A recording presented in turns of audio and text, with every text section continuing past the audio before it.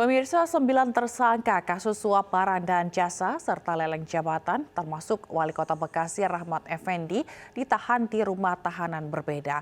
Wali Kota Bekasi Rahmat Effendi ditahan di rutan Gedung Merah Putih. Seluruh tersangka ditahan selama 20 hari mulai tanggal 6 Januari hingga 25 Januari 2022.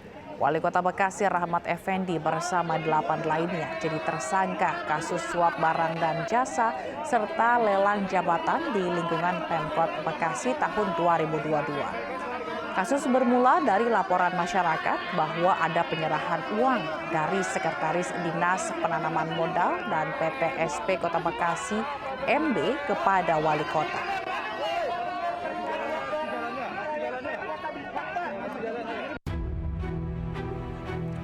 Empat tersangka ditahan di rutan Pomdam Jaya Guntur, yaitu Ali Amril, Laibuimin alias Anen, Suryadi dan Mahfud Saifuddin.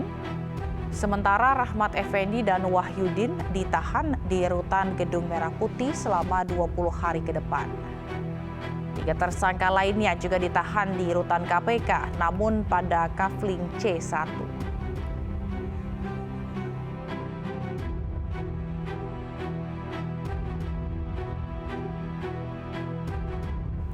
Wali Kota Bekasi Rahmat Effendi ditetapkan sebagai tersangka kasus suap pengadaan barang dan jasa senilai 5,7 miliar rupiah. Rahmat Effendi dan tersangka lainnya ditahan mulai kemarin hingga 25 Januari 2022 guna kepentingan penyidikan.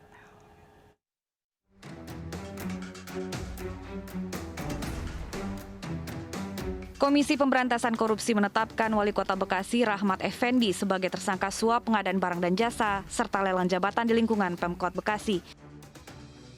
Dalam OTT terhadap Rahmat Effendi dan 13 orang lainnya, KPK mengamankan uang sejumlah 5,7 miliar rupiah.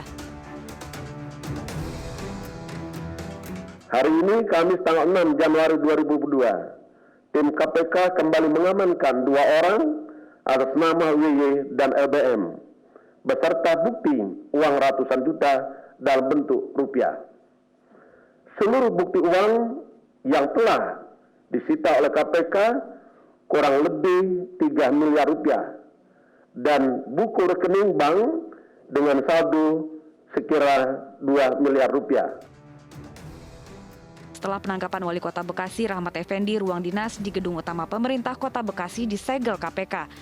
Ruangan yang disegel antara lain ruang Kepala Dinas Perumahan Kawasan Permukiman dan Pertanahan Kota Bekasi. Situasi di kantor pemerintah Kota Bekasi juga nampak sepi. Meski demikian, aktivitas pemerintahan berjalan normal, sejumlah ASN bekerja seperti biasa. Namun sejumlah kepala dinas yang hadir langsung dikumpulkan di ruang Kepala Sekretaris Daerah Kota Bekasi. Saya juga nggak tahu, ya sampai hari ini kita nggak pernah tahu. Ya. Terakhir komunikasi dengan Pak Wali kapan, Pak? Terakhir itu kemarin ya pada waktu selesai paripurna. Ya, karena Rahmat Effendi terjaring OTT KPK pada Rabu siang kemarin di lingkungan Pemkot Bekasi. Ia ditangkap KPK bersama 13 orang lainnya yang merupakan ASN dan pihak swasta. Diduga PPN terlibat dalam 2 kasus korupsi, yakni korupsi pengadaan barang dan jasa dan jual beli jabatan. Tim Liputan iNews melaporkan. Wali Kota Bekasi Rahmat Effendi yang terjaring OTT KPK sudah 2 periode terpilih dalam Pilkada Bekasi.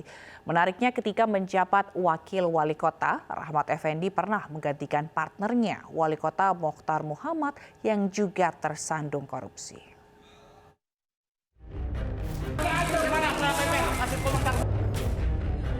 Rahmat Effendi mulai menjabat sebagai Wali Kota Bekasi pada tahun 2012. Kala itu pria yang biasa disapa Pepen ini menggantikan posisi Wali Kota Mokhtar Muhammad yang tersandung korupsi. Naik dari wakil menjadi wali kota, Pepen lantas mencalonkan diri sebagai Wali Kota Bekasi dan berhasil terpilih 2 kali, periode 2013, 2018, dan 2018-2023.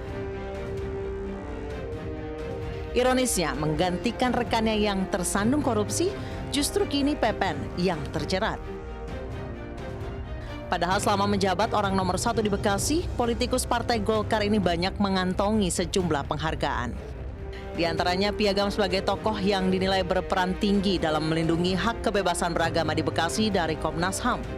Lalu penghargaan khusus dari Indonesia Institute for Public Governance sebagai pemerintah daerah dengan kinerja dan tata kota baik. Dikutip dari situs resmi Pemkot Bekasi, di era PPN, puluhan penghargaan telah diraih Bekasi dari pemerintah pusat, Pemprov Jawa Barat maupun dari swasta. Namun tidak hanya penghargaan, beberapa hal kontroversial juga pernah melibatkan PPN. Di antaranya saat menggelar pesta ulang tahun Februari 2021 lalu di tengah pandemi COVID-19.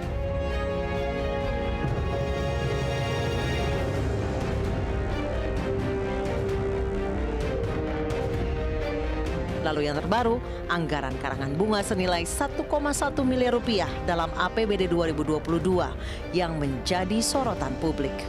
Tim Liputan iNews melaporkan.